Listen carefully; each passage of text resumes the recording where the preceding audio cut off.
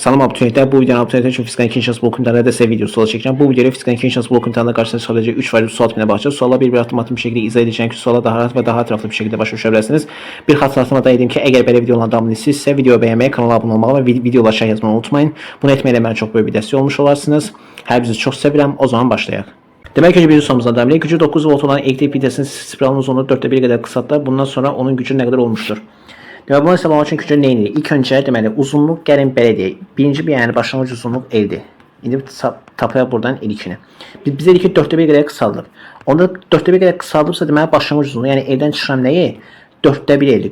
4'te 1 L-də nə? Yəni uzunluğu 4'te 1, yəni L vurulsun 4'te 1. Yəni bunu çıxıram. Bu da bizə nəyi verir? 4'te 3 L-i bizə vermiş olur. Bunu buradan tapdım. İndi P'nin belə bir düzüsü var. P bərabərdir. Bizə burada ikincidəki U bərabərdir konstant. U bərabər konstant deməli mən P bərabərdir U kvadrat bölünsün R düzüsünü yaza bilərəm. İndi R də nədir? R də bərabərdir rho L bölünsün S. Buraya yazdım. Rho L bölünsün S. Bunu buradan yazdım.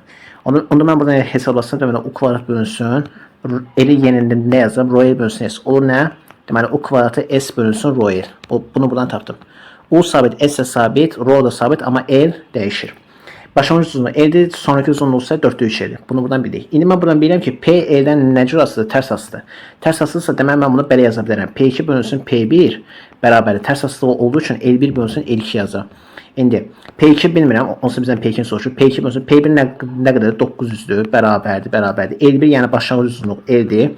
L2 son uzunluğu neçədir? 4'te 3 L'dir. L'də buradan ixtisar gəlsə bu nə bizə verir? 3'te 4'ü. İndi P2 onda mən buradan tapmışırsam P2 bərabərdir.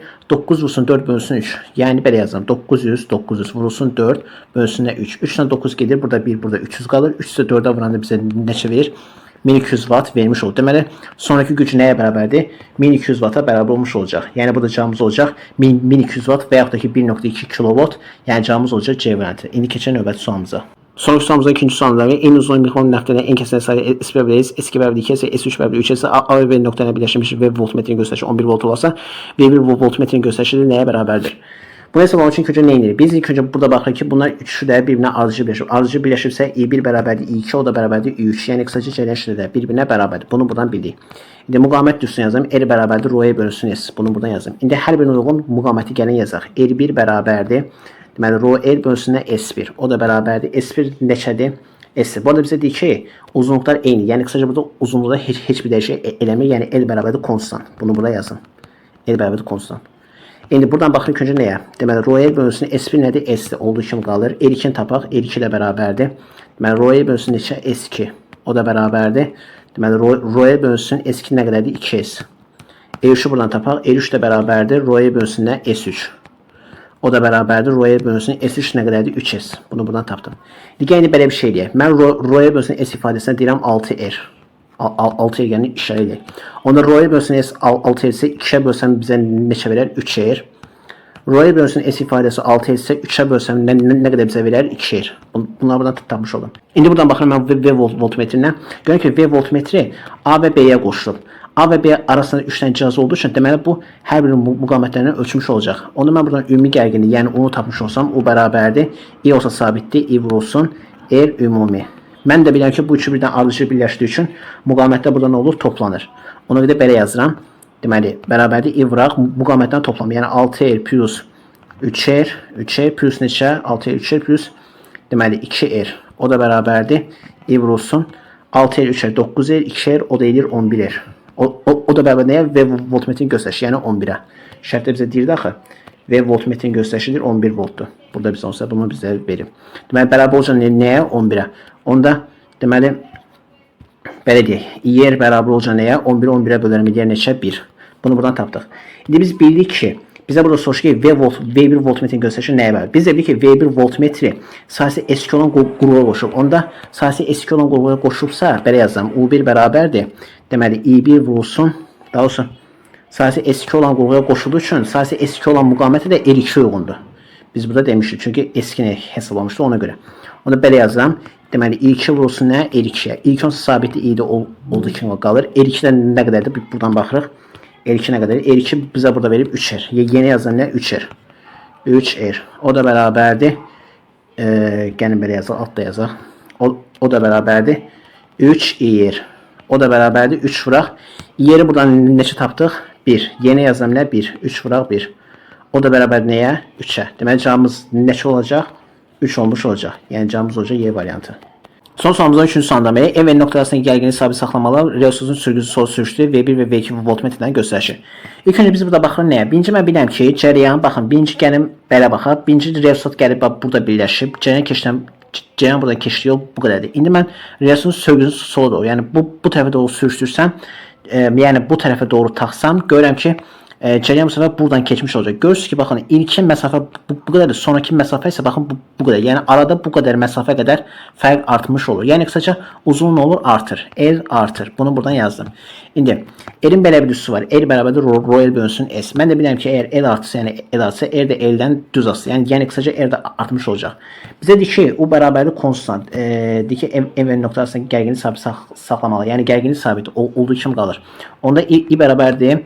O bölünsün R üstünü yazdım. R artırsa, R artırsa o noktası sabit olduğu kimi qalır. Deməli, I nə olur? Azalır. Çünki I R'dən tərs asılıdır. R artırsa I azalacaq. Bunu buradan bildik. Deməli, I azalır. Mən də indi bilirəm ki, buradan cəryan 2 dənə, daha doğrusu buradan gəlir, bax, burada cəryan buradan gəlir, baxın, buradan keçir. Bunu buradan bildik. İndi mən bu V2 voltmetrində heç bir göstəriş eləməmişəm. Yəni mən buradan V2-ni tapmış olsam, V2, yəni U2-ni tapmış olsam, U2 bərabərdir I-yer. Mən də bilirəm ki, cəryan şərti nə olub? Azalıb.